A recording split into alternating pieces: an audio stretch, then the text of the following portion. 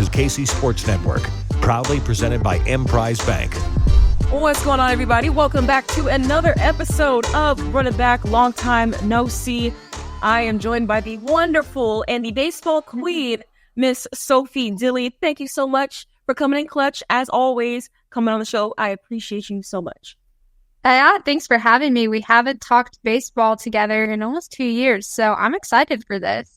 I can't believe that it's almost been 2 years, bro. I'm slacking because you are the person I always want to talk to when it comes to baseball, okay? All right, y'all. So obviously, K-State baseball, you know what it is. They're, 26-18 right now. They're 10-11 in the Big 12. They are currently 8th in Big 12 out of 13 teams. So, not great.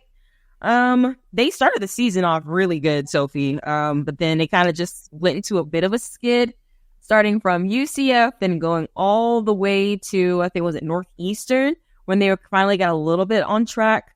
And then they ran into the buzzsaw that was Oklahoma before that game. And then they tried to get everything back going and flowing cool. They were able to win the series against Oklahoma State, which that was awesome. I'll be honest, didn't really know what to expect going into that game, to be honest with you, because they needed to get back on track and they needed to do it quickly. And they were able to do that against 15th ranked Oklahoma State, right? Good, win the series, 2-1, yada, yada, right? And now you thought they're going good. And then they run into TCU, which, Sophie, just seems like TCU just always just got to hand it to us. I don't know what it is about them when we play them. They are the reason for, low-key, I think they're the reason for a lot of Coach Hughes' anger and stuff like that with them not making the tournament. He goes in about the RPI, which we'll get into a little bit. But recency bias-wise, at the end of last season, TCU was probably the sole reason that we didn't go to the postseason, essentially, after the Big 12 tournament. Because we played them, 5 times at the end of the year, and it went 1-4. Essentially, against TCU, and that was the recency bias. I know Coach Hughes was talking about how I think K-State might have finished higher in the RPI than Oklahoma, and Oklahoma was able to go to the postseason and everything like that.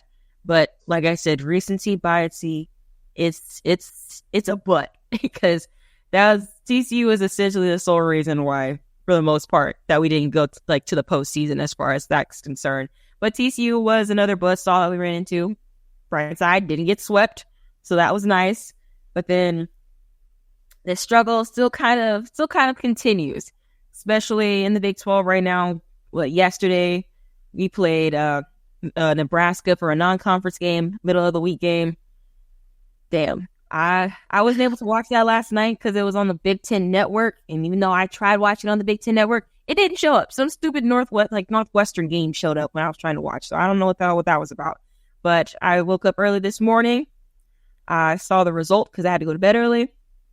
And Sophie, we got embarrassed a little bit. It was a no-hitter, and we essentially just were there to provide air and fan work for everyone else in the stadium because we were getting fanned, we were getting dusted by one sole pitcher, and it was rough. Yeah, so there's a lot of things that are embarrassing about this game. I mean, 8-0 is a horrific ending score that no one wants to see. But then when you look at the box score and you realize we didn't actually even have a single hit, that probably is what stings even a little bit more, because that means that our offense did not even get off the bus. They weren't where were they? They weren't even at that game. And that's been, I don't know. And obviously our pitching got off the bus just a little too much because we let them go with 12 hits and 8 runs. And that's just kind of been the story of this season.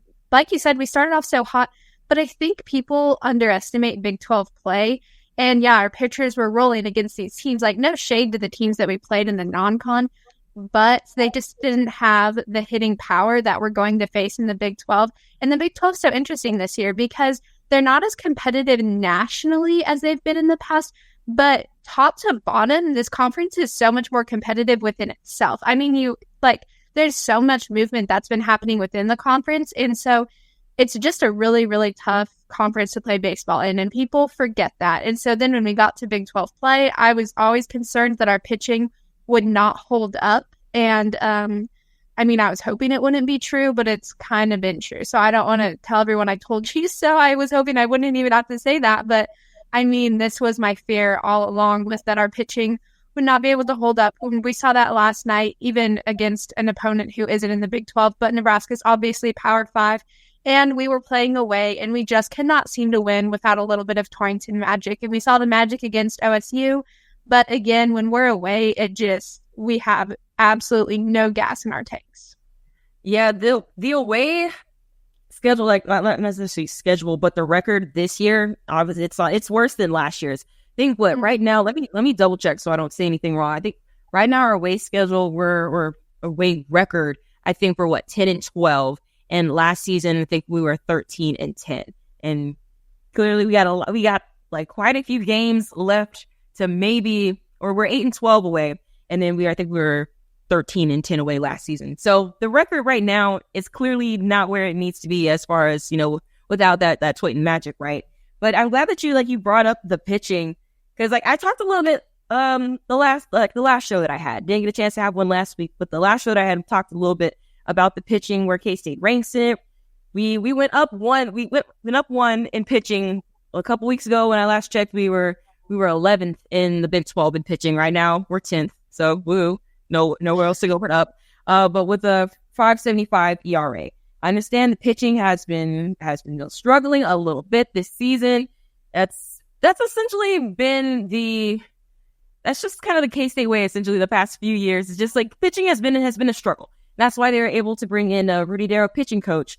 Last season, I want to say, was his first season, and I get, as a whole, the pitching staff, nothing super impressive.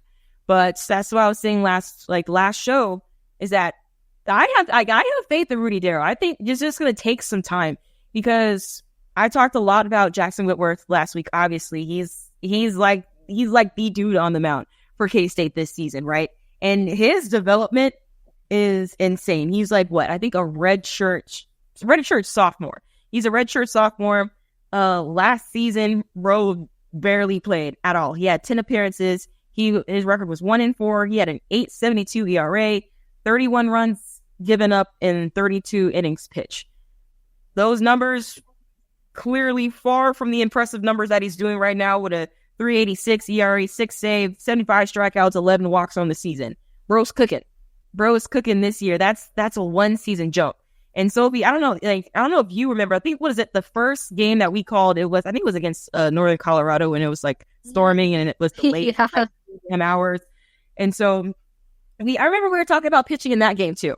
I honestly don't remember the outcome of it. All I remember is the delay and the storm. But I think at some point we were discussing pitching being a little meh in that game as well. And I know one player I think we saw in that game, he didn't have a lot of appearances at that time. What was Tyson Neighbors? Tyson Neighbors, like any freshman at that point in time, 2022, non-impactful whatsoever. It's amazing that he don't have any access to the mound in the first place as a freshman. But Tyson Neighbors wasn't really good. And in the few appearances that he had at that time as a freshman. Once again, you're a freshman, you're not necessarily supposed to be good. He only had 9 appearances, 5.40 ERA. Bro wasn't good. But then what happened last season? Literally one of the best closers in the entire country this season, draft prospect. So clearly whatever Rudy Darrow is doing with that pitching staff, it's working with these individual players. When you see a jump like that with these really, really good pitchers that we have, I just know it's just going to take a little bit of time for everybody to kind of catch up. You know what I mean? And I feel like it's going to be towards that way, because I know some of our top pitchers obviously is Jackson Whitworth, is Tyson Neighbors. I really like JJ Slack. I want to say I kind of like what he's been able to do, and then obviously Owen Borma, right? And so those guys have been able to be really helpful to us on the mound, especially as of recently with JJ Slack, because I like him. But I mean, overall, it's just going to take some time, I think, for the rest of the pitching staff to kind of catch up, to kind of really get developed.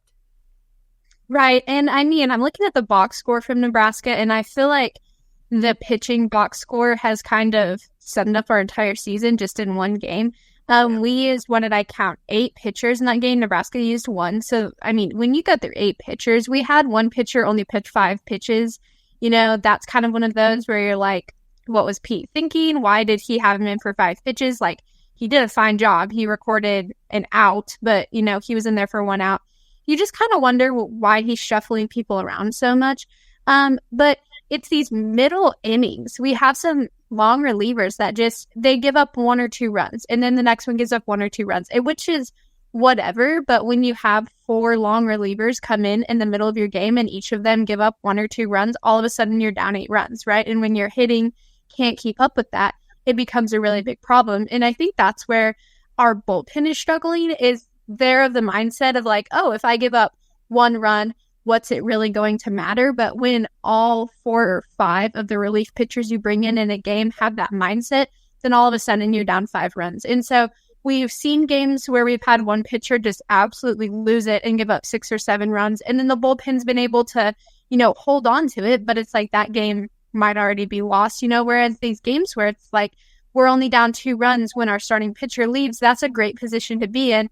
And then all of a sudden our bullpen comes in and they just can't do it. But then we have Tyson Neighbors who closes it out, but it, isn't a save for him because at that point our long relievers have already blown that game wide open for the opponent. So it's just kind of frustrating that we can't seem to find the perfect dynamic. We have really great individual pieces, like you said, but being able to put that together to create a baseball team is not working in K-State's favor this year, which is so sad because we have the offensive weapons to do so. We have great individual pitchers, but putting all the pieces together to win baseball games is a really, really hard thing to do. And we've talked a lot about how baseball season is hard. It's so long. You play teams 3 games in a row. It's hard to get sweeps. Sometimes you get swept. That's really discouraging. Then you have the random midweek games. And if you get blown out like we did this week, it's going to be hard to turn around and play a full weekend series. So baseball's just really, really tough. And you have to have the correct formula to win. And I just don't know if K-State necessarily has that formula this year with this specific roster, which is unfortunate to say, and I hope I'm wrong. But at this point, that's kind of where my head is at. No, I absolutely agree because they're in a interesting position. They're like consistently inconsistent. I love using that term with a lot of teams, a lot of players sometimes because it just makes sense because like they have the offensive pieces to really do some damage, but they haven't been able to consistently be able to do that. I understand they just went through the wrong mother lover yesterday with that Nebraska pitcher who was just completely on one. But I mean, in the stretches that they've like really struggled in, they just can't get runs up. Like offensively, they have struggled in the middle of the season. Because I know, let me see, before the last 8 games when there was a real struggle, I wrote it down. I think they were only averaging 4 runs a game, and they were averaging 4.4 runs a game, and then they were allowing almost 7 runs a game. And that was the reason why I think they went 3-9 in that really tough losing stretch. And then after that, the last 8 games, they went 4-4, which is okay. That's a lot better than the previous, games that they had. That's great and all. But I mean, they're still they're allowing teams to have 6 runs a game or averaging, 6 runs a game in these stretch. But they're only averaging 4 runs a game. You guys have offensive power. Y'all already have a draft prospect in Kalen Culpepper. You have Ingram, is just a big freaking dude who can just go yard almost every single time. At least he looks like he can every single time he goes up to the plate. You have the pieces to do what you need to do. Obviously, Brady Day, Brendan Jones, they know how to get on base, but you're just leaving them on. They're not doing what we think that we know that they can do and have that type of damage to really, I wouldn't say go deep in the postseason, but they're able to at least make some sort of noise. But they're still only averaging 4 runs a game during this stretch right now. And I feel like that, along with the pitching, like you mentioned, the mentality, I can afford to give 1 run here, 1 run there for the relievers that they have. When you're not having that offensive power like we know that they can give you, you're in this current position that you're in right now, to where you really need to lock the hell in order for you to make some noise and to not be ignored when the committee starts, putting teams in the brackets and stuff like that. So you don't feel the way that you felt last season coming into this season and always having that chip on your shoulder. You can't live like that forever. You know what I mean? So I know at some point they gonna get locked in, they gonna get it done.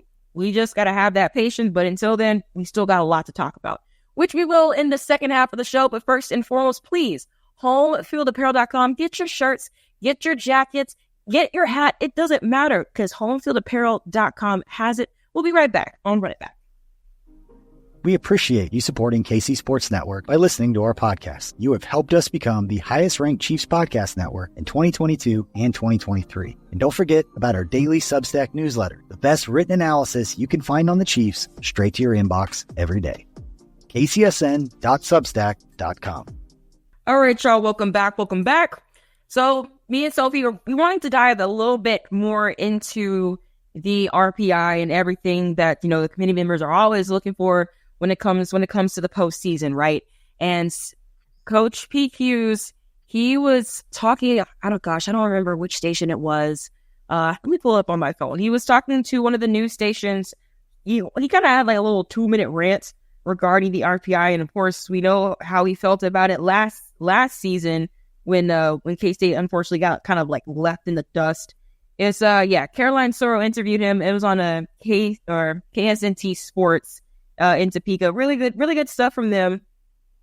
And essentially he was saying like we're getting punished for playing like low RPI teams. That's why they have to cancel some games and stuff. Like apparently the game against Omaha where they won, that game was going to be canceled, but Pete Hughes decided to not cancel it because there are some middle schoolers coming in from Fort Riley who I think were being rewarded for having good grades or something like that, and he didn't want to cancel on them.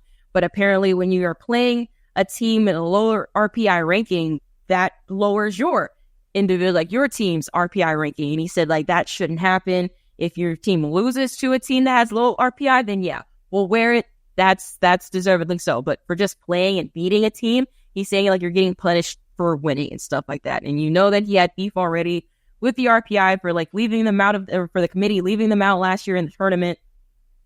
And so that's why he pretty much scheduled a gauntlet for the most part, especially for like in their non-conference.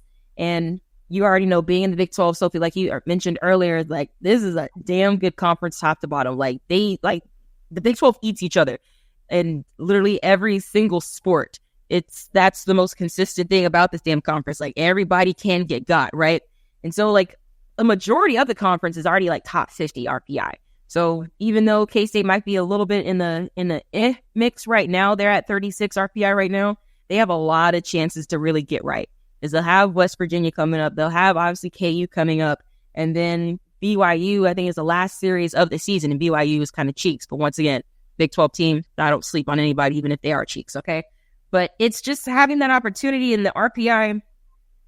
I can't pretend like I know everything about it. I really can't. I can't pretend like I know exactly what the committee is thinking on how to schedule teams in, to how to put them in a tournament, how to leave them out of the tournament. I can't pretend like I know any of that essentially and how that process goes. I just know that is the sole reason why Pete Hughes decided to just go 8.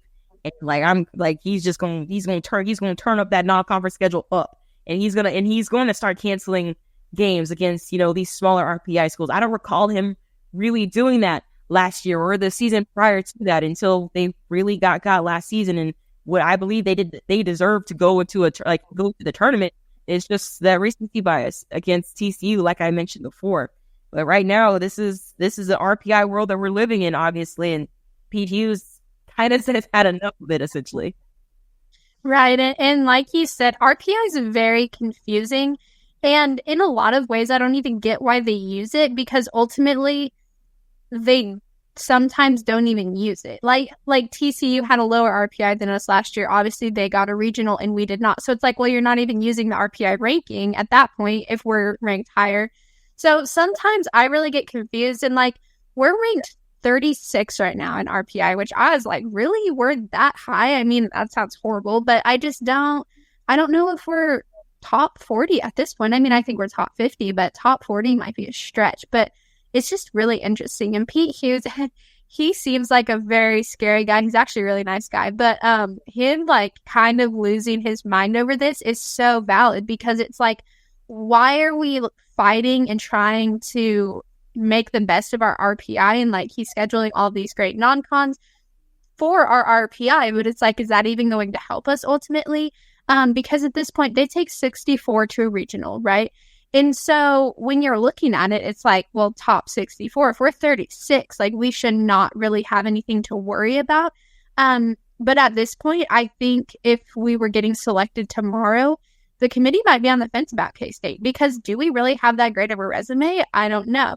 And like we talked on my show on Tuesday, my co-host Parker was telling me that we had 35 wins last year and we still got snubbed from a regional. We're at 26 right now. We don't have a ton of games left. So it's like, do we need to win 35 games this year to make it? Maybe not. Maybe we only need 30 because our resume is better. It's just really hard to say what they're thinking. It's also tough because K-State is not a big baseball name. And I mean, we all know that they're going to look at the Southern schools first, because having a name is important when it comes to a selection. And that's something that we ultimately really can't control. That's just the downfall of it. We see that in a lot of other sports too, but especially baseball. Kansas is not a hot spot for baseball. So that's one thing to consider as well. I'll always have that in the back of my head, that there's going to be that bias against some of these Midwest schools that aren't known for baseball. But yeah, RPI, I feel like is just a fluke at this point, because you do everything you can to be high in RPI, and then it's like, does it even matter if we're high? Like, are we still going to get overlooked? It's just a really weird thing. It is really weird. It's really confusing to try to follow. Like, I understand, like I brought up earlier, I think like Oklahoma was able to go to the tournament last year, and K-State ended up having a higher RPI than Oklahoma. K-State actually swept Oklahoma last year too. That was the other argument about why are we not in the tournament? Then that goes against with the recency bias against TCU. TCU literally handed it to us at the end of the season, even though we had the overall resume and overall record to go to the postseason to be one of those 64 teams. But because TCU got hot at the right time, because TCU was really struggling for a majority of the year, but they obviously got hot. They went to the College World Series. I don't forget exactly. I think it might have been to the semifinals of the College World Series. I don't really remember, but damn it, they were hot. They were smoking. Yeah. And then unfortunately we were on the wrong end of receiving that smoke. And so that was the reason, just because they don't, it's like they follow the RPI, but they don't follow the RPI. Essentially, what's the point of it if you're not going to look at it? And honestly, I can't look at TCU last season and say they didn't deserve to go. I can't look at them and say that they didn't. If it was only going to be looking at the RPI or looking at their strength schedule or looking at their overall record, if they just did that, then TCU wouldn't have gone there. And honestly, I'd be pretty pissed off for TCU, because damn it, clearly they deserve it, and clearly they did what they had to do to make it to the semifinals. But if they were looking at the RPI, that wasn't the case. But then also, once again, you either are looking at it or you're not. Because then K-State had the good resume all up until not even the last few games of the season. It was only TCU. We didn't play all the other teams that we played Texas, we played KU in the Big 12 tournament. We were able to get them. We made it to the semifinals in the Big 12 tournament. And the only problem was we just ran into freaking TCU.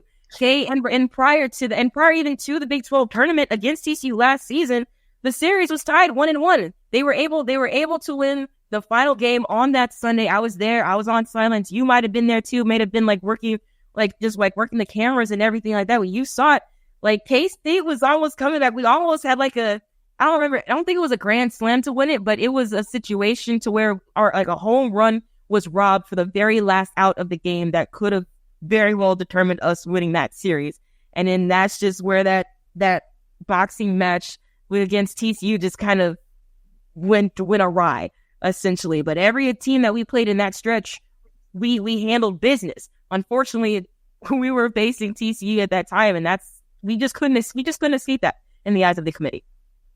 And there's a couple of really big concerns for me this year as to why I think we could be overlooked again, which is too bad. And I almost, depending on how we round the season out, last year, I will always believe that we were robbed because of the bad losses that we had. We had some horrendous losses last year. I mean, teams was it Holy Cross or Stonehill? Somebody who literally had just become a Division I school and had the worst record in Division I baseball history, and we lost by several runs to them. I mean, that's a horrendous loss. It was at home too. You can't have that. And I think that's why last year we got snubbed, basically, is because they're like, this team has horrible losses, right? This year, I think our problem is going to be we can't win on the road. I think they're going to look at that.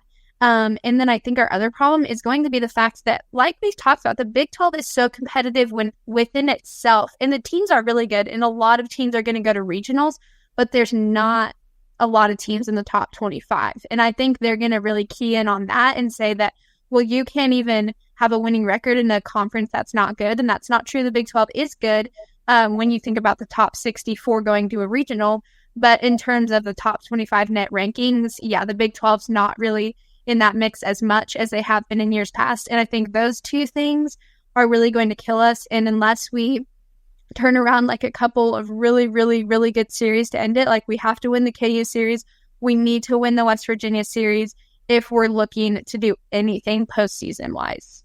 Absolutely. This is a time where they really have to lock in. Honestly, I actually reached out to the K-State's PIO, Jordan, and I was trying to see if I can talk to coach, if I can talk to any of the players, and they said they're not doing any interviews right now because they just want to focus on this week and they want to focus on this series. I asked them that yesterday prior to the Nebraska game. I was like, if that's y'all being focused, I'm gonna need y'all to turn the hell back up, okay? Yeah. I'll be like, I'm gonna need y'all to turn. I totally respect that y'all trying to grind, y'all trying to focus. Y'all have 3 more series left in the season, and I think they might feel the same way we do, that we're not in a comfortable enough position to really say like, oh yeah, we're locked and loaded for the postseason. They're not nowhere near that right now. They're making us sweat a little bit, and so they themselves they're sweating a little bit. I thought they were going to come into the season with some attitude, with that chip on their shoulder, and they did. That's why they started off so well at the start of the season. They started off ranked. They stayed ranked for a little bit, top 20,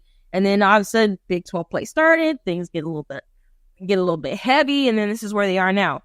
Whatever spirit that they had of them feeling like they're completely disrespected, I'm gonna need that to come back, because they are being disrespected. Look at you right now. I don't think there's like any like truly like bad losses this season, but I mean, you don't know where you're gonna land after the Big 12 tournament. You really have no idea. A lot of these teams in the Big 12 have a pretty good idea where they can land. Obviously, a lot of teams in the country have a pretty good idea where they can land. But us right now, and Sophie, you mentioned it, your name does matter. Your name absolutely does matter. If you're going to have the resume that you think you should have and know that you don't have the name that you would wish everyone could know you by, you have to do a lot more. And unfortunately, K-State's not doing that more right now. Yeah, and ultimately, this is where I'm at right now. So because I love this team so much, they're frustrating me. Their inconsistency is so frustrating. And what I want to tell them is I want to go into the locker room and be like, guys, you have to help yourselves, because there's opportunity here, but you're going to have to work just a little bit harder than some other teams might. You're not a lock. That's just the unfortunate truth of it, is you are not a lock to get in, but you've set yourselves up to get in. At this point, it's the home stretch. You just have to finish the season strong. You don't even have to do anything miraculous, and you most likely will be in. And so I just, I'm hoping that they can lock in at this point, because like you've said, if that was their locked in moment last night, then I don't know what you guys think you're going to do in a regional, because you can get easily embarrassed at a regional, because, to come out of a regional and go to a super regional, you have to beat 3 other teams. I mean, it's not just basketball, you win one game and you move on. It is extremely hard to play postseason baseball. And so if they have the mindset that they not only want to make it to a regional, but then not embarrass themselves in postseason, man, you have got to find a way to start winning some baseball games, and you've got to create a team. You can't have all these players left on base. You can't have every bullpen pitcher thinking of themselves and thinking, I can give up 1 run or whatever like that. I mean, when it comes to winning, you need to win. You need to win by several runs at this point. Blowout games, they're going to affect your RPI. Losing 8-0 is going to affect your RPI. So they have to even think about those things. If you're going to lose, try to lose 3-2, right? Let's not lose 8-0, because that is going to have such a negative impact on you moving forward. And there's just so many factors that play into it. But there's potential, but they have to do something to help themselves. They can't just expect it to fall into their laps and say, we got rubs last year, please give it to us this year. The committee doesn't work that way. No, they absolutely not. And they have this chance. Clearly, it's not going to be easy. You have 3 series left, like I mentioned before. 2 of them are damn sure going to be hard. I know KU, they're ranked, 61 in RPI right now, but they have a 7-game winning streak. Okay, they have a 7-game winning streak. I think they have the best road record in the Big 12 right now. They're 6-3 on the road in the Big 12 so far this season. They're 5th in the Big 12 right now. Obviously, they're ahead of us. Like, bro, this is gonna be a tough ass series. Not to mention just the emotions that go with it, with your in-state rival to begin with. Like, you have the opportunity. Obviously, you're not in the mix. You have to think like you're not in the mix right now. We both agree that I don't think they're in the mix right now. And honestly, KU, they're not really either. So they're coming in with the same mentality that K-State is. Like, they need this series in order to really cement their name into possibly being selected as one of those 64 teams. This series is going to be a bloodbath to me. Like, that's what it seemed like. Like last year, I think 1 or 2 of the games last year in the series was like a football score. You had them scoring 21 runs, 24 runs, or whatever damn batshit crazy stuff that was. Do I expect that same thing to go on here? To be honest, I really don't know if I want that or not, because that'd be really stressful. And also, what are you doing giving up 15 runs? I don't think I want that, especially when we talked about the confidence level of this bullpen right now. That's definitely not what we want. But we'd love to be able to score 21 runs. But I don't think that's where we are right now. They haven't displayed like they'd be able to really do that this season as far as putting up that many runs. But once again, this is going to be a bloodbath series in my eyes, and it's not going to stop, because then who do you have next? If you manage to win this series against KU, great. That notches up just a little bit. I don't think it'll do a whole lot, but at least that's the right direction, right? Then you have West Virginia. They're ranked 30th in the RPI right now. West Virginia clearly has given us problems before, and I want to double check. I think that game is on the road, because I do believe, that game's on the road. Now, once again, what do you got to do? You got to prove that you can win on the road, which they haven't necessarily done right now. So these next 2 series, it's going to be nut up or shut up, because that's what's really going to determine where you guys are going to be by the end of this month. Yeah, the K-State KU series is going to be so telling, because it is a pretty even matchup at this point. Unfortunately, I won't be able to go to the games. I'll be at a wedding, but you better believe that I will be watching the game on my phone at the reception, because that's just the type of person that I am when it comes to K-State sports. It's going to be so telling. And I think that if we end up losing this series, that could possibly slam the door on our postseason hopes, unless we sweep everyone else. I mean, at this point, we can't afford to lose another series, and we can't afford to be so low in the Big 12 rankings, because I'm trying to think like the committee would think. I don't even know how they think sometimes. I'd love to sit in on one of their meetings, but I mean, a lot of times it's like they're not going to take everyone from one conference either, right? So if we're sitting 10 out of 14 in a conference, it's like, are they really going to take more than 8 or 9 from the Big 12, who is quote unquote kind of a mid conference? Which I don't think that's true, but I just don't. That message was funny, sorry, that made me laugh. But I just don't think that us sitting 10 in the Big 12 is going to look very pretty. I don't think they're going to take 10 teams from the conference.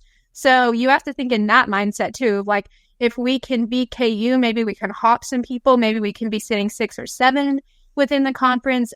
Just really anything that the committee might look at that could possibly knock us out of the conversation. Like, we've got to try and battle those certain aspects. Absolutely. And if they don't, I mean, they'll if they don't know to lock in already, which I think that they do, but if for some reason it's gone sideways this weekend, maybe we maybe win the series against West Virginia. That'd be nice.